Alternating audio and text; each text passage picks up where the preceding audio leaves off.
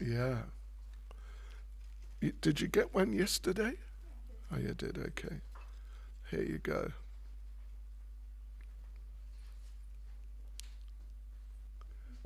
Hare Krishna.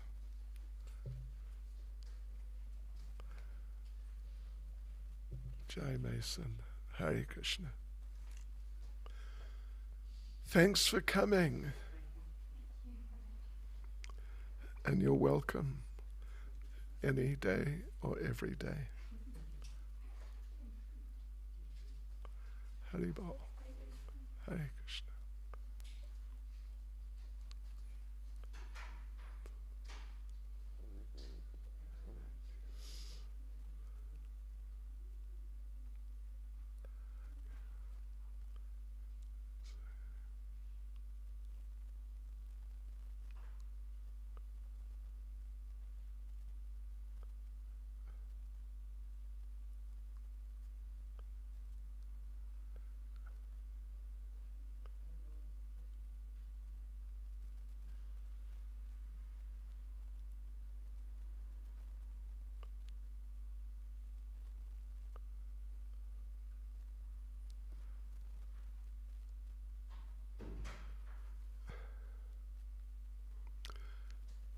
Okay, devotees, Hare Krishna.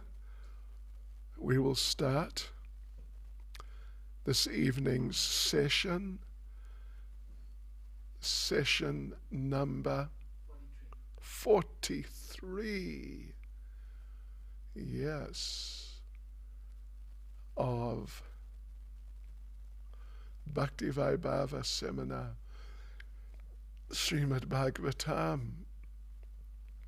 Welcome to all of you. Let us just get our materials out here. But let us begin by chanting our prayers.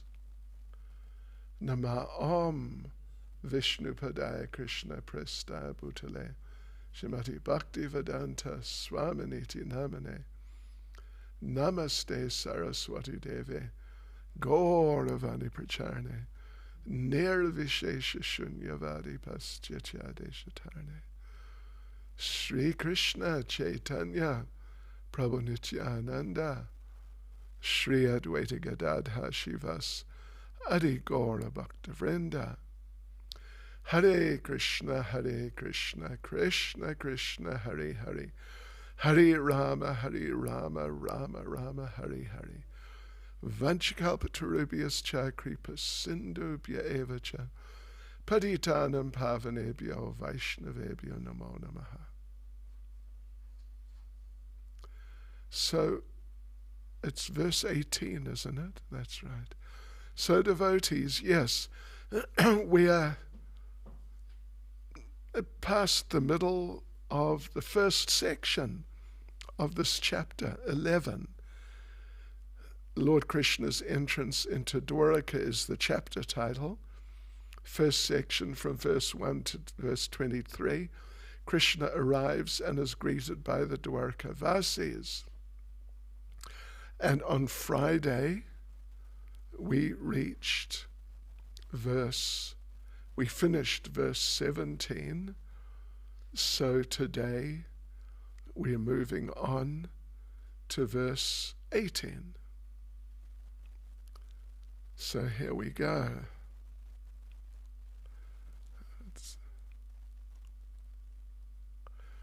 So here we go, he said.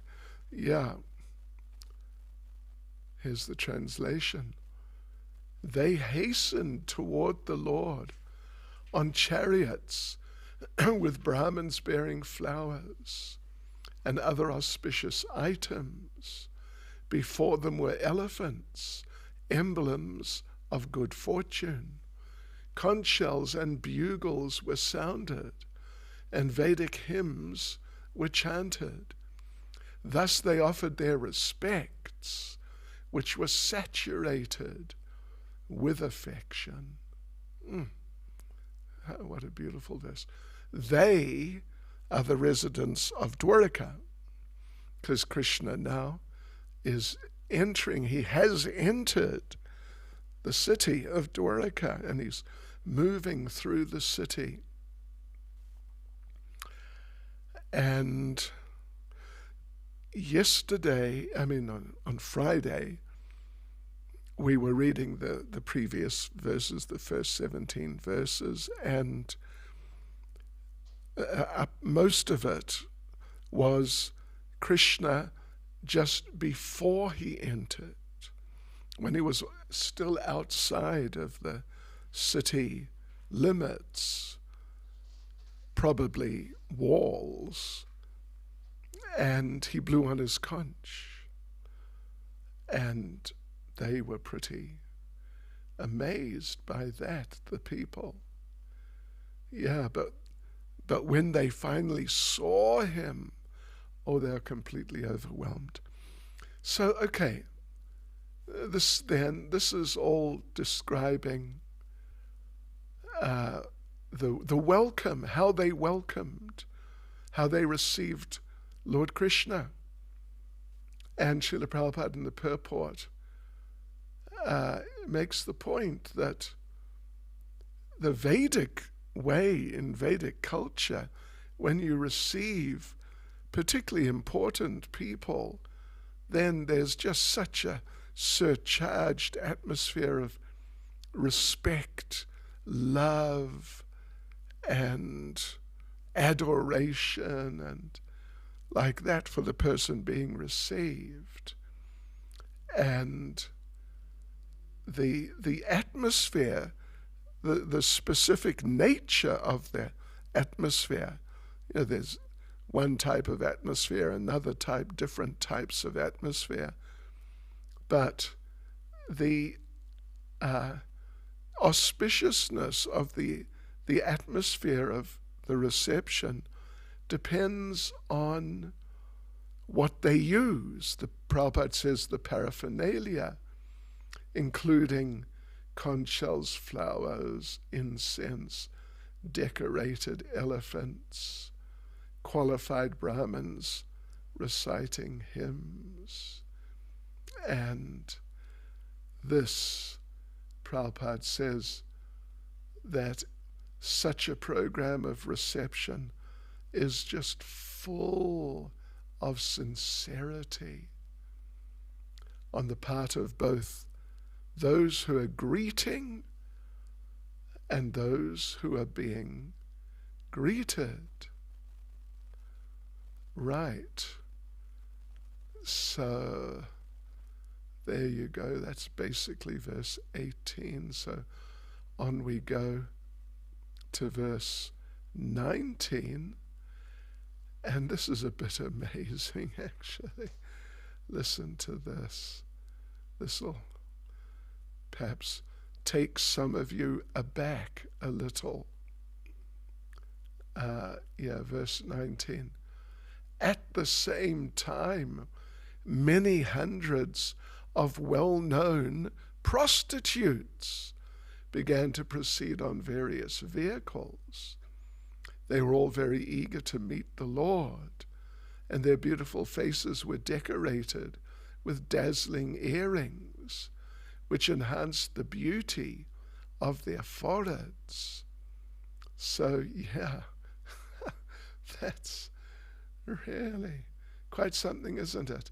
Anyway, Srila Prabhupada explores the subject. First point he makes is that we shouldn't hate prostitutes if they're devotees. And you might think, what? How can a prostitute be a devotee? But Prabhupada says that even now, here in this purport right here, even now there are many prostitutes in great cities of India who are sincere devotees of the Lord. And somehow or other, by chance, by karma, by some means or other, some people end up in a profession which is just not really appreciated by so many people. But that if the person really is sincere, as is stated here, then it doesn't hamper their becoming or being devotees. It's kind of, to some it's probably a little shocking, but it's true. And Prabhupada gives the example that that prostitutes may be necessary citizens. Just like Prabhupada says, the government may open a wine shop or some liquor shop because the thing is, there's some men, and particularly actually men as such, generally much more than women, who are just addicted to intoxication.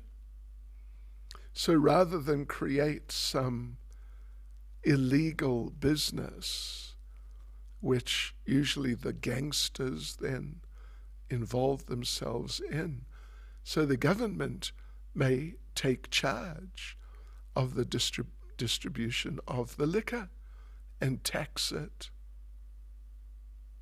Yeah. So, just like in America, I think it was in the 1920s, the government, under the influence of like very staunch and aggressive Christian preachers, they banned liquor in the country. They called it, what did they call it? Prohibition, the Prohibition era. And the idea was, to clean things up and make society pious and nice. But all that happened was that the mafia took over. And have you heard of Al Capone? You must have. Al Capone is the most famous gangster of all time, at least in the Western culture. He is the most famous. Al Capone. And he was making millions and millions with illegal liquor. And so then the government stopped the prohibition and took over the business themselves. So similarly, there's a class of men, and usually it's much more men than women, who can't just be, content with one wife, even as she, is nice and cooperative and whatever. They're too lusty. So therefore prostitutes may be there. And traditionally in India it's like that. So Srila Prabhupada discusses this. But then he concludes the purport by saying that the best thing is if people become devotees, then the likelihood of them doing these things will become much less.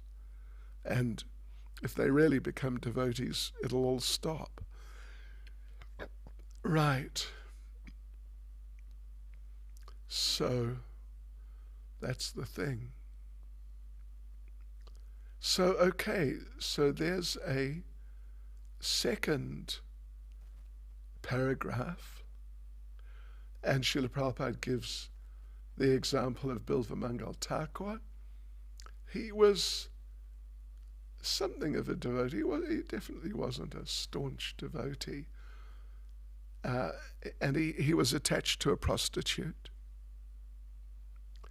He was actually a householder, but he was attached to a prostitute. And there's a famous story, I won't go through the whole story, Prabhupada mentions it basically in the purport, how one night, in order to visit the prostitute, he went through great difficulty, and finally he made it. I mean, it was such a struggle, crossing a river and climbing a tree and dealing with a snake. And finally he just sort of fell through the window. And the prostitute, Chintamani, who was a devotee, said, if you had as much attachment for the Lord as you have for me, you'd be a pure devotee now. And that was just like, a moment of realization for him.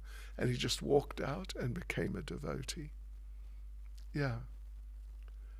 So, as Prabhupada says towards the end of the second paragraph, that it was, when she preached to him like that, it was a momentous hour for the Thakur, and he took a turn towards spiritual realization by the words of a prostitute. Yeah. And later he accepted the prostitute as his spiritual master. Yeah. Okay, so that's the second paragraph, and there's a third paragraph that, well, let me just read it. In Bhagavad Gita 9:32, the Lord says, O son of Prita, even the low-born Chandalas, and those who are born in a family of unbelievers, and even the prostitutes, shall attain perfection of life if they take shelter of unalloyed devotional service to me. Because in the path of devotional service, there are no impediments due to degraded birth and occupation. The path is open for everyone who agrees to follow it. That's amazing, isn't it? That's really, Prabhupada's really paraphrased the verse. He's really paraphrased the verse, but it's nice. So, okay, the fourth paragraph. So it appears that, Prabhupada says, that all the prostitutes in Dwaraka were unalloyed devotees. They were all unalloyed devotees. Pretty amazing. Well, to live in Dwaraka, yeah, it must be. They were all as unalloyed devotees, and therefore they're on the path of salvation. Right. So all that's needed then for reforming people, for reforming the whole society, is to make the citizens devotees. Yeah. Then all good qualities of the demigods will manifest in the persons of those devotees. Okay.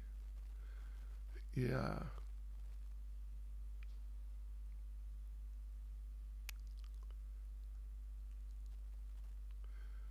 All right, so let's carry on.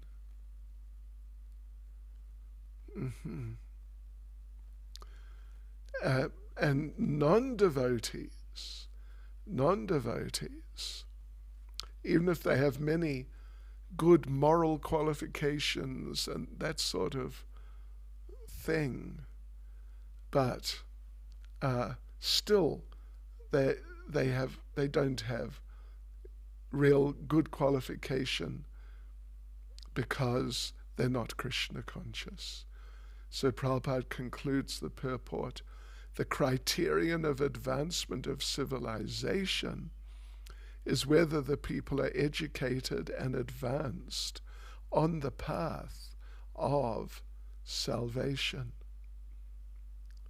So, in this way, we go on to verse 20.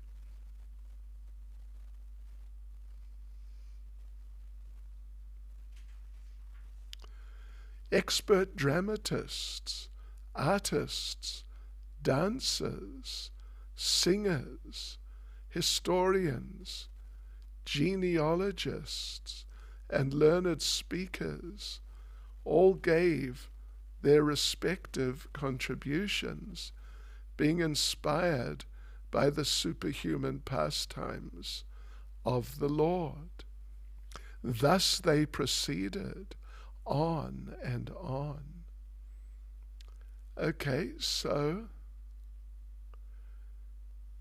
the purport,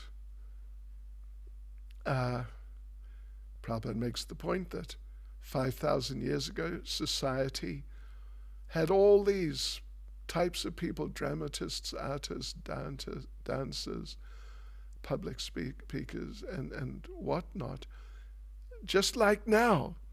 Except in those days, devotees, listen to this, all such people were considered Sudras. The dramatists, artists, dancers, singers, and so on. Dramatic artists. Even we know that amongst the associates of Lord Chaitanya Murari, Gupta, who was a doctor, doctors were considered Sudras. At least in Bengal, they were considered Sudras. Now, of course, doctors are really high level, and artists and singers and actors and all these people, they are just so highly paid because it's a Sudra civilization. Because the people are so attracted to all that sort of thing. Ridiculous. So, yeah, Prabhupada says they all belong to particular caste or varna, that type of family. And so they're trained in their childhood to do whatever, sing, dance, all those historians, genealogists. And in those days they would sing about, dance about, talk about the activities of the Lord. Yes. So Prabhupada, anyway, yeah. And Prabhupada makes the point that these histories, they wouldn't necessarily repeat them in chronological order. They just tell different stories because it doesn't really matter. The chronology doesn't really matter because the Lord just does wonderful things all the time at so many different times. And the time, the year or whatever, doesn't make any difference. Right. So, and Prabhupada specifically mentions the Puranas, like Srimad Bhagavatam, full of all these accounts of different avatars, but they're not in chronological order at all. Yeah. And so the modern historians can't deal with this. And therefore they say, Prabhupada says, therefore they say that the Puranas are imaginary stories. And second paragraph, 100 years ago, probably 150 now actually, all dramas centered around the Lord.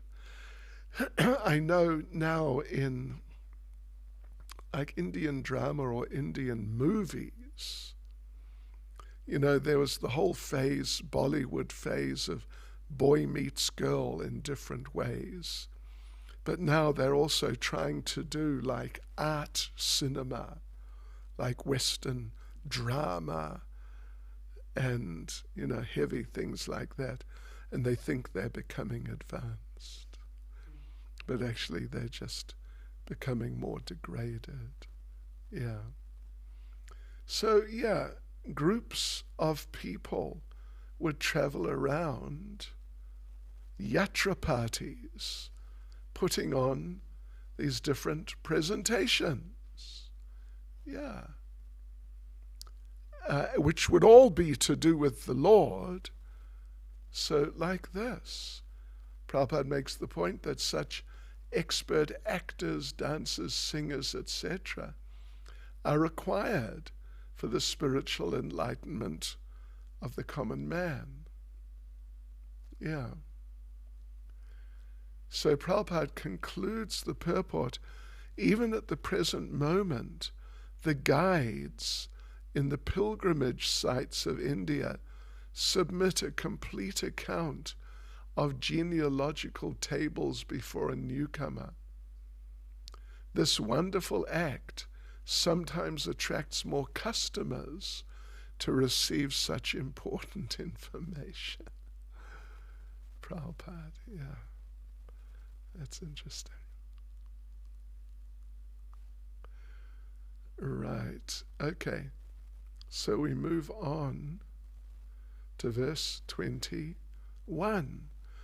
Lord Krishna, the personality of Godhead, approached them and offered due honor and respect to each and every one of the friends, relatives, citizens, and all others who came to receive and welcome him.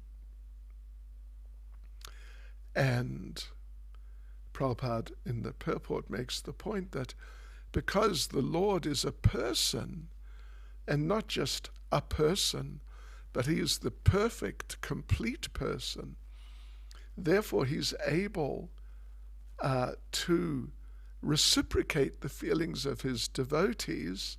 The text says, yata vidhi, just as it behooves, just as is suitable for the different persons, seniors, equals, juniors, and friends, and different conjugal associates, all these different categories in terms of varna. Yes. So of course Prabhupada makes the point, you can say that because they're all pure devotees, then it's kind of all the same. But it's the pure devotees are of one type only, Prabhupada says, because they have no object for service except the Lord. But still, even though there's this one sort of thread running through all of them, that they're all devotees, but still they have different natures, and therefore the Lord greeted them in different ways. And Prabhupada makes the point, that those who say he is impersonal, that they should take note of this. Yeah. Yeah, different, he satisfies everyone in terms of one's development of spiritual consciousness. Some are more developed, some are less developed. Some are developed in a certain way, but not in another way. Some are developed in that other way, but not in the first way. There's so much variety amongst the devotees. And the Lord would reciprocate with all of them appropriately, just really very nicely. Okay, so let's see, what are we doing now? Verse 22. The Almighty Lord greeted everyone present by bowing his head, exchanging greetings, embracing, shaking hands, looking and smiling, giving assurances, and awarding benedictions, even to the lowest in rank. So there you see, and Prabhupada points out in the purport that these are examples of how he would interact with the different categories, different types of people, of devotees. Yes. So the purport says, beginning from Vasudeva, Ugrasena and Garga Muni, father, grandfather, and teacher, down to the prostitutes and chandalas. Chandalas who are accustomed to eat dogs. And the Lord greeted each one nicely in terms of their ranks and position. So, yes. So Prabhupada makes the point that on the pure level, pure spirit soul, pure devotee, everyone's a part and parcel of the Lord. Everyone is a devotee, despite, and they're all equal in that sense, despite their positions materially of occupation, of doctor or teacher or Brahmin or Kshatriya, etc., etc. But Prabhupada makes the point, whatever their position in that sense, because they're all devotees, the Lord is equally affectionate to all his parts and parcels. And Prabhupada makes the point, as we've noted on a number of occasions, therefore the Lord descends to help us come back to him. And he gives everyone the chance. So Prabhupada concludes the purport by saying, no one is rejected by the Lord from the kingdom of God, and it remains with the living being to accept this or not. So the Lord never rejects, but sometimes the conditioned souls reject. Or not conditioned souls yet, but sometimes some of the residents of the spiritual world object, and they come down to live in Santan. Yeah. Or Bhopal. Or Ujjain. Right. Okay, so therefore, we go on to verse 23, which is the last verse of the section. Then the Lord personally entered the city, accompanied by elderly relatives and invalid Brahmins with their wives, all offering benedictions and singing the glories of the Lord. Others also praised the glories of the Lord. So, okay. Purport. Prabhupada makes the point, the Brahmins did not bank money for their future retired life. And this has been explained. We read it already, I don't know, a couple of chapters ago or something like that, or a few chapters ago. When they were old and just invalid and just really unable to really do much, then along with their wives, they'd approach the king. And they would glorify the king, and then he would provide them. So, not that they would flatter the king, but they would tell his actual qualifications and what he'd actually done. So, because the kings were actually glorious. Yes. And then when the Brahmins would appreciate them, the kings would become more encouraged to perform more pious activities and good things and beneficial things. So Prabhupada concludes the purport. Lord Sri Krishna is worthy of all glories, and the praying Brahmins and others were glorified themselves by chanting the glories of the Lord. So now, devotees, we have a very short little section section B, somehow my crazy computer said it was section C, but it's section B. Krishna passes through Dwaraka, the description of how he went through the city and what happened. And it's very short, from verse 24 to verse 27. Okay, so verse 20, well, let's just read the verses themselves first, so we understand the sort of the thread, the gist. When Lord Krishna passed over the public roads, all the ladies from the respectable families of Dwaraka went up to the roofs of their palaces just to have a look at the Lord. They considered this to be the greatest festival, reminiscent of the ladies in Hastinapur when the Lord left. 25.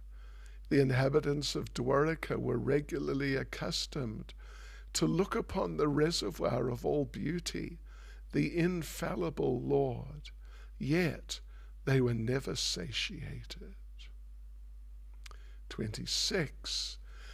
The Lord's chest is the abode of the goddess of fortune. His moon-like face is the drinking vessel for eyes which hanker after all that is beautiful.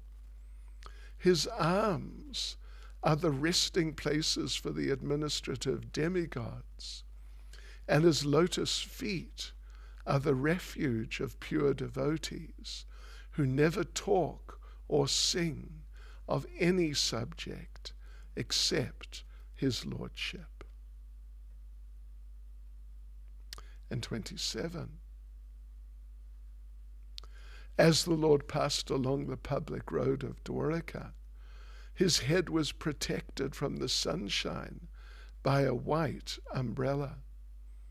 White hair fans moved in semicircles, and showers of flowers fell upon the road. His yellow garments and garlands of flowers made it appear as if a dark cloud were surrounded simultaneously by the sun, moon, rainbow, and lightning.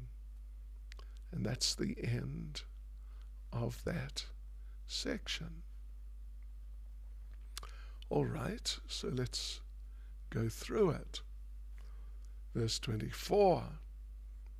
When Lord Krishna passed over the public roads, all the ladies from the respectable families of Dwaraka went up to the roofs of their palaces just to have a look at the Lord.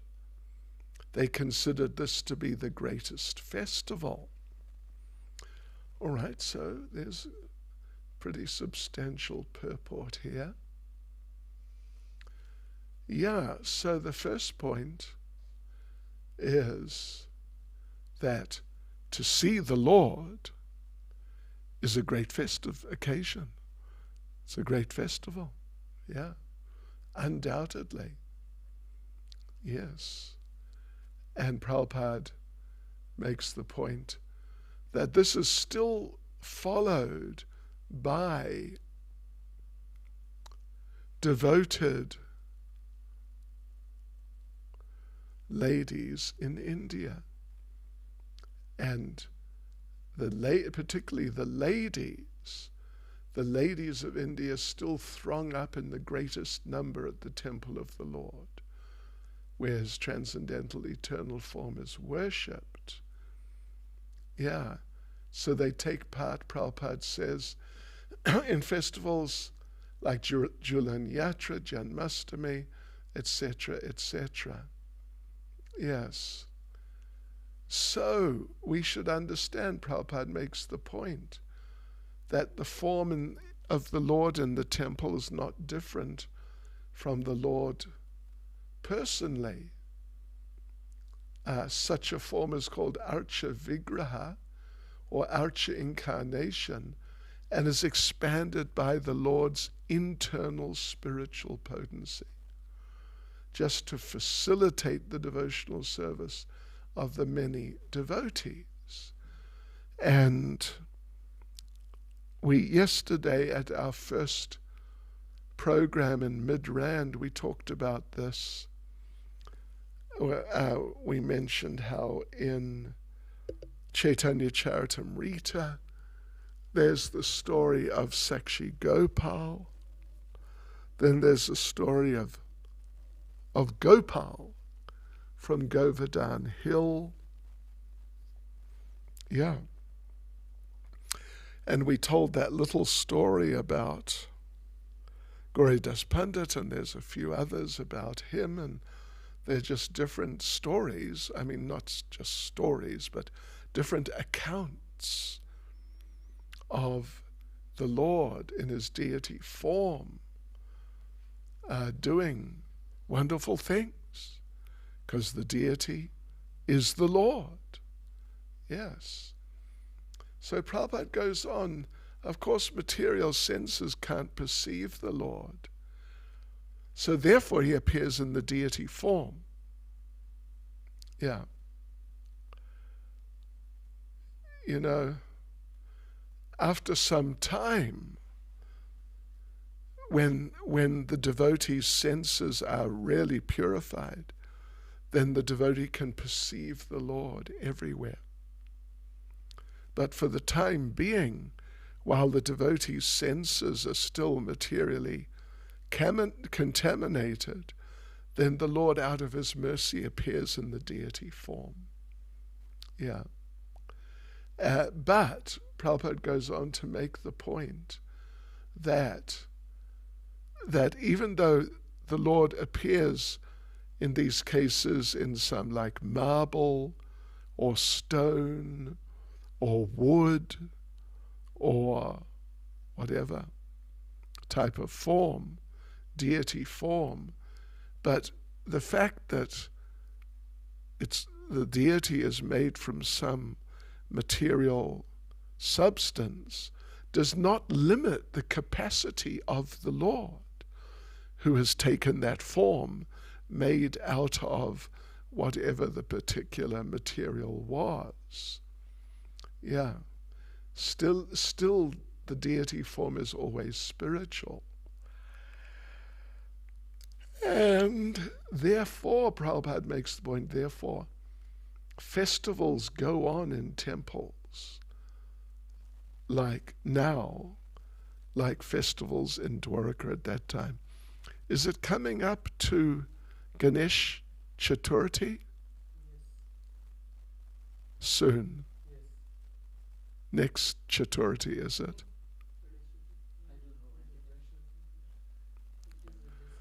He's not a Ganesh worshipper.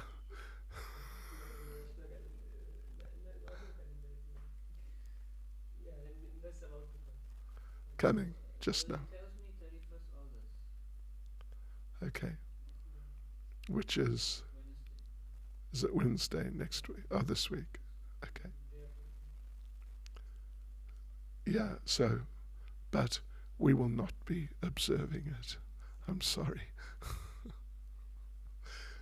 Okay, so anyway, but one way or other, the people come to these festivals, at least in India, and here, and where our movement is spread outside of India, then devotees come and other people come to see the deity. Well, some come to see the deity, some just come for the program and they see the deity in the course of the program. And like this, it helps the people.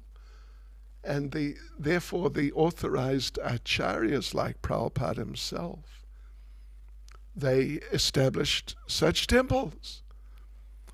And yeah, on Saturday night, it was Giriraj Maharaj's Vyasa Puja, and I was there for quite some time, about an hour or something. And reference was made to how Prabhupada established the temple.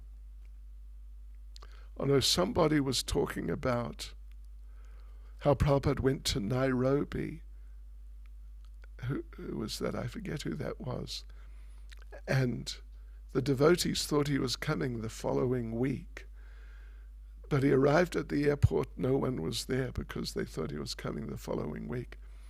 So he and some assistant, maybe Brahmananda, I forget who it was, they had brought Radha Krishna deities with them. And they just came to the temple by taxi and walked up to the door with these, like, I think they're about like Radha Radhanath size, Radha Banki Bihari, just rolled up at the front door. And then in Bombay, Prabhupada installed the deities literally in a tin shack. In Australia, they had a building, but there weren't any Brahmins. So a few devotees who had recently been first initiated suddenly got second initiation. Just like that, for worshipping the deity. And Prabhupada prayed to the deity that, no, please help them. Please help them. So Prabhupada concludes the first paragraph of the purport. Therefore the ladies or men who observe festivals in the temples of the Lord, just to have a look at the transcendental form, are 1,000 times more glorious than those who are non-believers in the transcendental form of the Lord. Right. So on to the second paragraph. So it appears that the people in Dwarka those days, Prabhupada says, were all owners of big palaces. City was very prosperous. Ladies, of course, as we mentioned, went onto the roofs. They didn't mix with the crowds on the street level. And in this way, they retained respectability. So Prabhupada concludes the purport. There was no artificial equality with the man. Female respectability is preserved more elegantly by keeping the woman separate from the man. The sexes should not mix unrestrictedly. A lot of women nowadays would not be at all happy to hear that suggestion. But, Prabhupada basically says the same thing time and time again. So verse 25, the inhabitants of Dwarka were regularly accustomed to look upon the reservoir of all beauty, the infallible Lord, yet they were never satiated. So first paragraph. Ladies go up onto the roof, see the Lord, and it's just such an amazing experience that they thought that they'd never seen the Lord before. Yeah. They never thought that they'd previously seen the body of the Lord many times. Which Prabhupada says, this indicates that they had no satiation in desiring to see the Lord. Whereas anything material, there's satiation. You just, it's enough. Becomes unattractive. Prabhupada refers to a law of satiation. but it doesn't operate on the spiritual level. It doesn't operate there. Right, so then Prabhupada goes on that in the verse, the word achutam, last word in the verse, achutam, that word is used to refer to the Lord. So Prabhupada says that this word infallible is significant here, because even though he's descended mercifully, he's still infallible. He hasn't adopted or been forced to adopt the conditions of the material world. He remains in his original pure spiritual nature, which is infallible. However, the living entities are fallible. Yeah. And you know, in the 9th canto, there's, in one of the purports, Srila Prabhupada says that when we first enter the material world, our first birth is as a Lord Brahma. So, Anukul Prabhu, before Bhopal, Lord Brahma. How would you say? Up Sri Brahma Ta, would you say?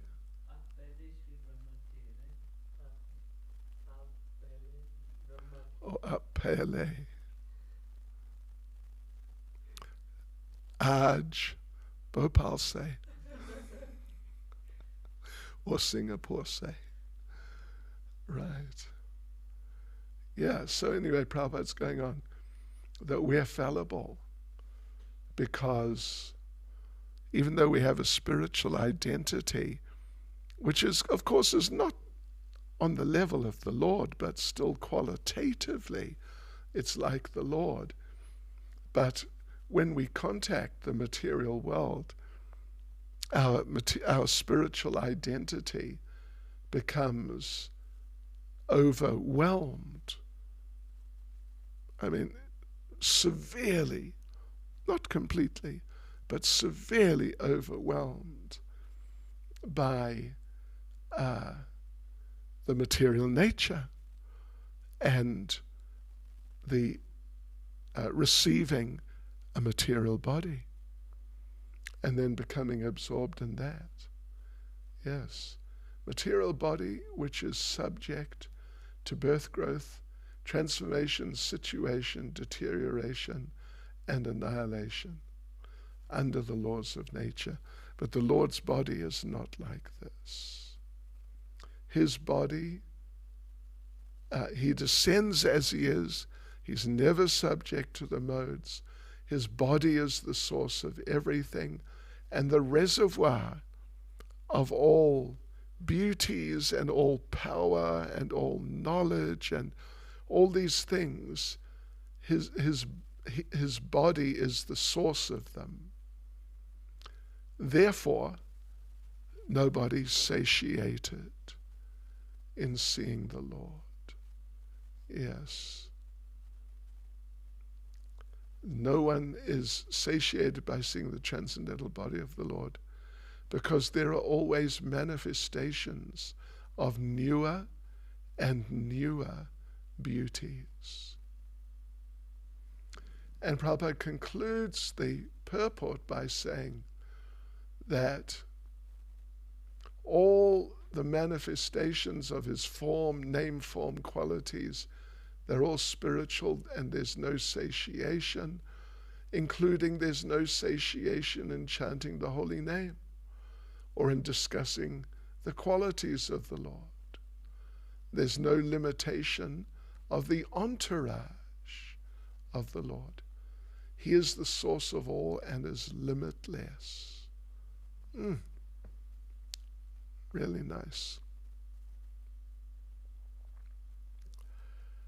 Okay, so verse 26.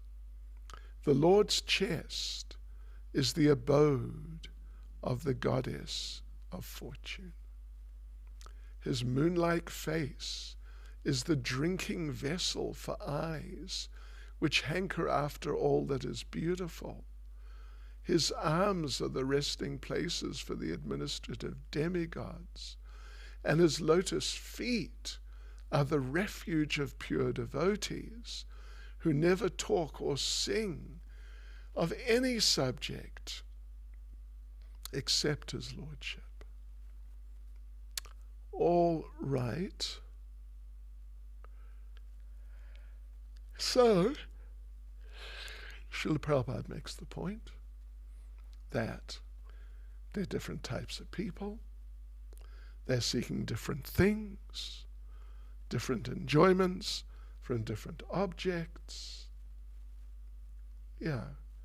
And as an example, and Prabhupada gets quite into this, as an example, there are people who want the favor, they're seeking the favor of the goddess of fortune.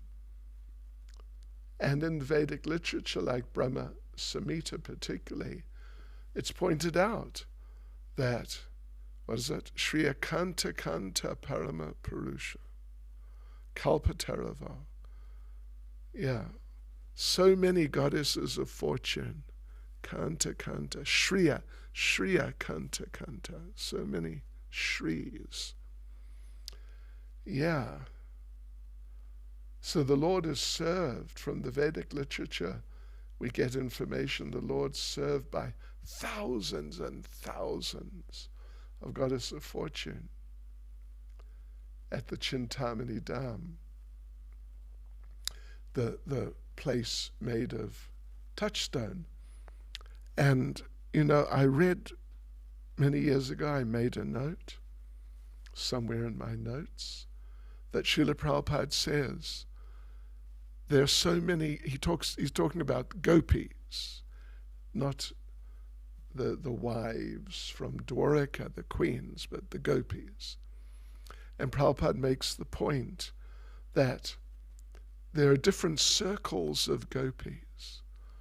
Of course, there's Radharani, then the Astasakis, but looking at it more broadly, Srila Prabhupada says, the first circle of gopis is around 7 billion. It's more than the population of the world, of this planet. Yeah. So, if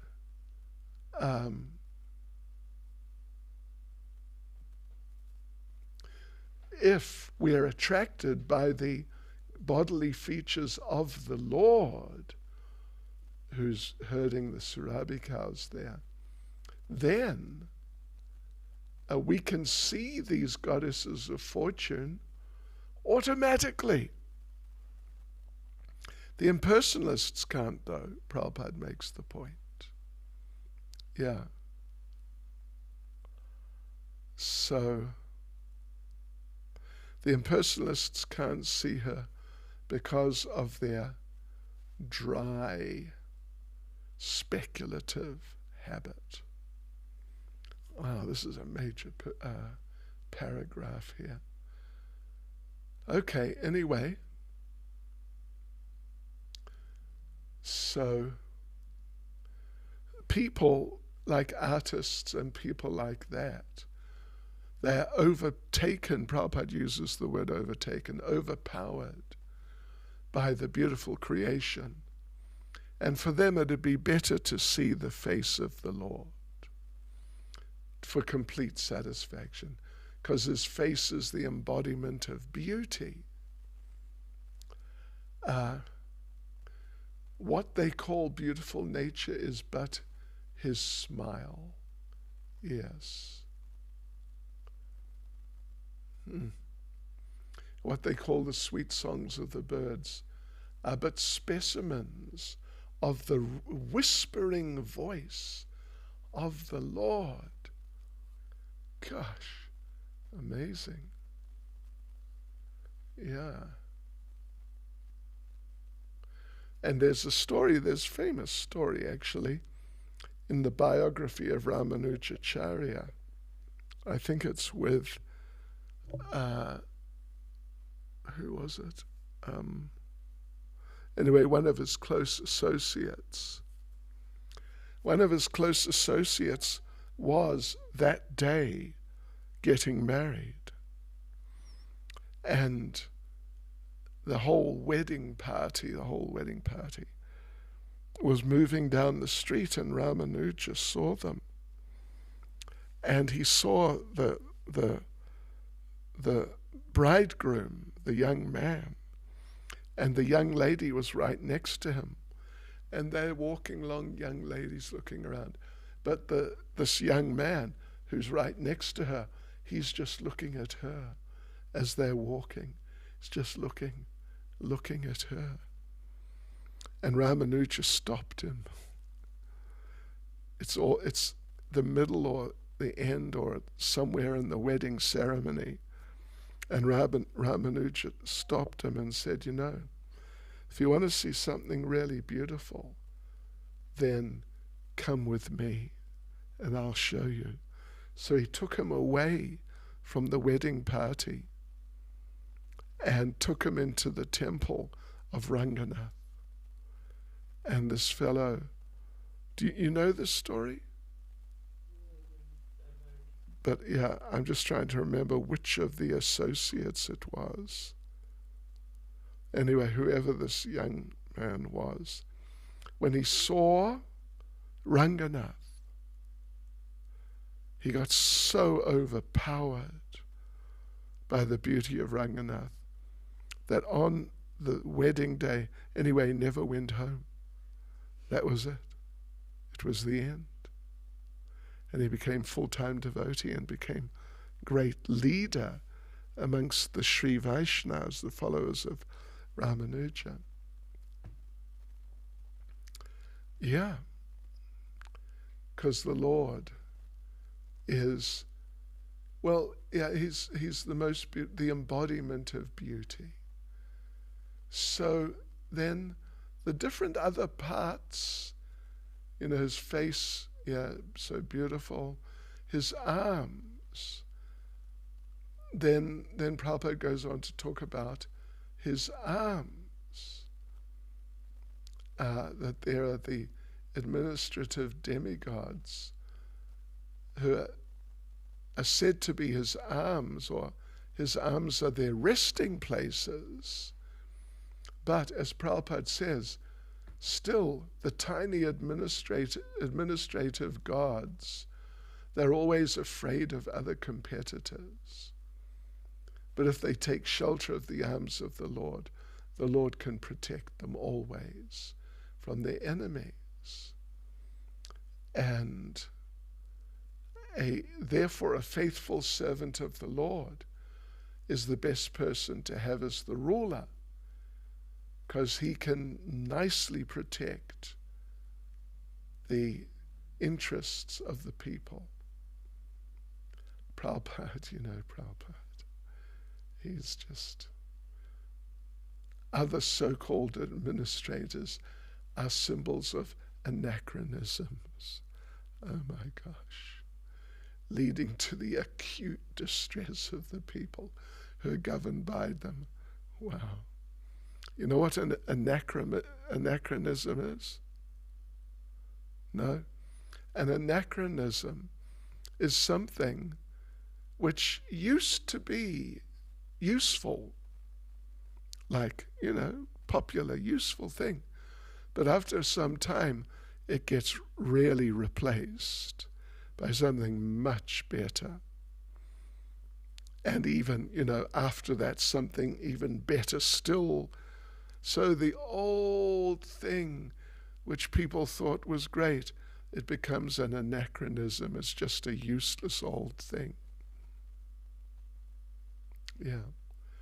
I mean, you could say, like an old man who stopped working, not bringing any money, sick all the time, complaining all the time. This is an anachronism, a living anachronism. And when such anachronistic people are ruling, or, trying to rule or whatever, then as Prabhupada says, it leads to acute distress of the people. Just look around the world. Just look around. America, England, France. What to speak of Russia, Ukraine, and all that, my Lord. So anyway, the best administrator is a devotee. Yeah, the best administrator is a devotee. So Prabhupada, anyway, talking about these different types of people, those who sing about him are called sarangas, or pure devotees. The pure devotees are always hankering after his lotus feet. The lotus has a kind of honey which is transcendently relished by the devotees. And the devotees are like the bees who are always hankering after the honey. Right. So Srila Rupa Goswami has, Prabhupada's quoted this whole song of Rupa Goswami comparing himself to a bee. So let's just read it. O my Lord Krishna, I beg to offer my prayers unto you. My mind is like the bee, and it is after some honey. Kindly therefore give my bee mind a place at your lotus feet, which are the resources for all transcendental honey.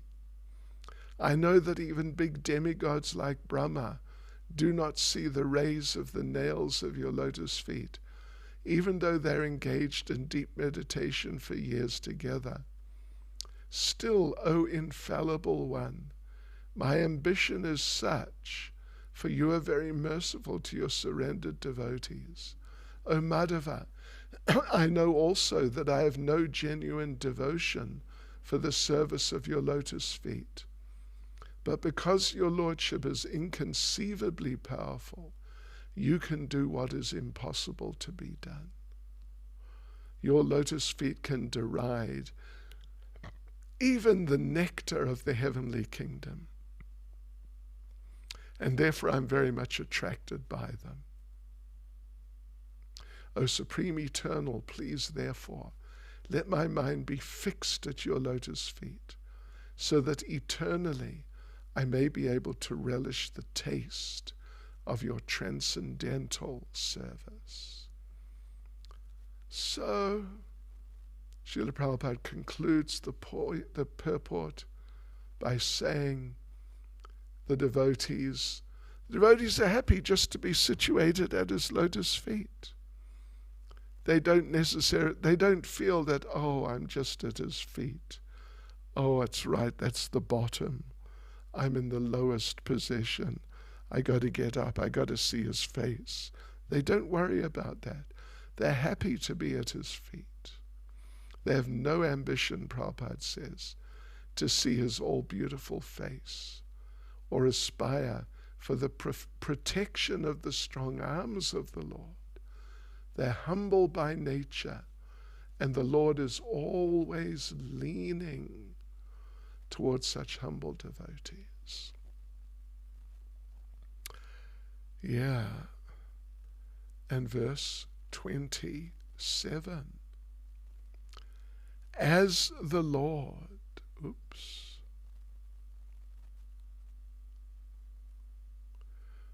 as the Lord passed along the public road of Dwaraka, his head was protected from the sunshine by a white umbrella. White feathered fans moved in semicircles, and showers of flowers fell upon the road. His yellow garments and garlands of flowers made it appear as if a dark cloud was surrounded simultaneously by sun, moon, lightning, and rainbows. Okay.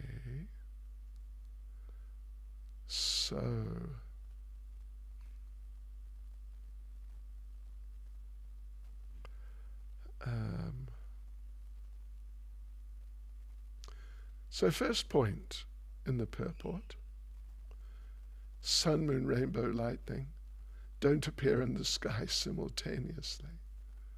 When there's sun, then you can't see any moonlight because the sunlight overwhelms the moonlight. The moonlight becomes insignificant.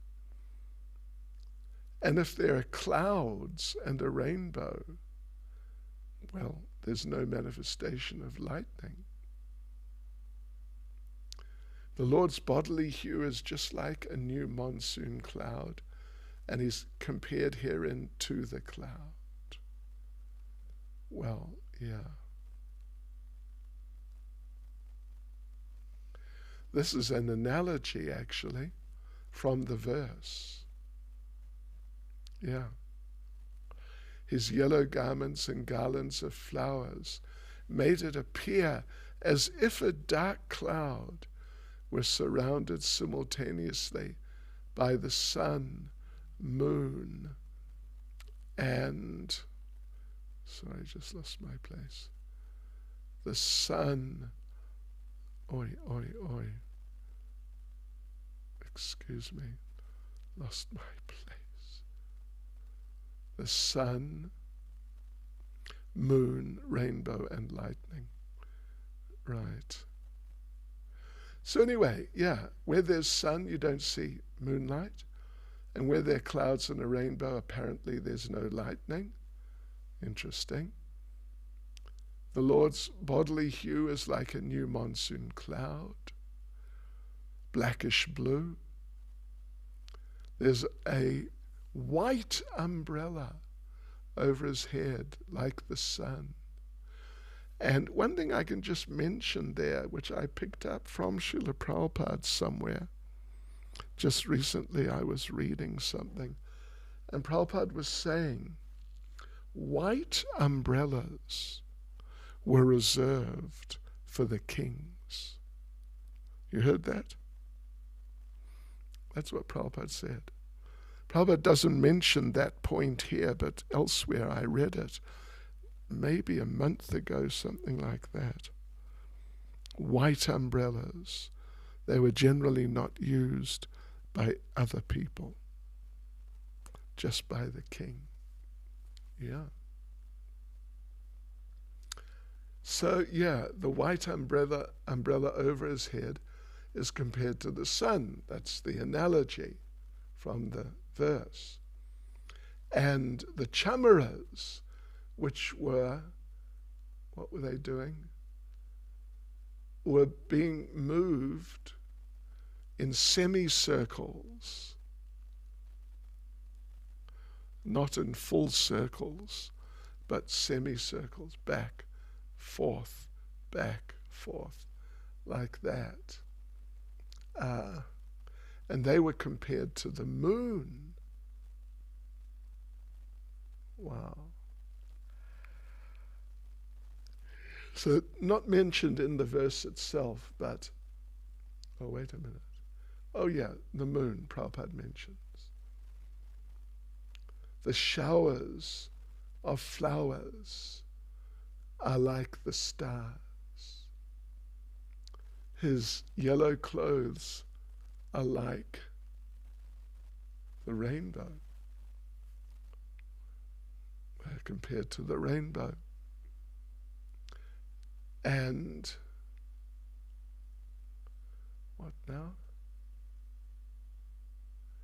And the garlands on his chest. Anyway, they're not mentioned. but maybe yellow garments are compared to the rainbow, and it doesn't mention the other things. Yeah. So all these things cannot coexist. They're just two sort of mutually exclusive. But Prabhupada says, concludes the purport,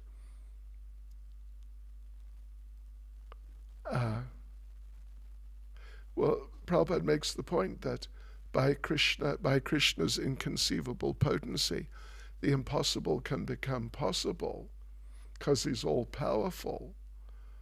So, but the situation created at the time of his passing on the roads of Dwarka was beautiful and could not be compared to anything besides the description of natural phenomena, like the sun and the moon, etc.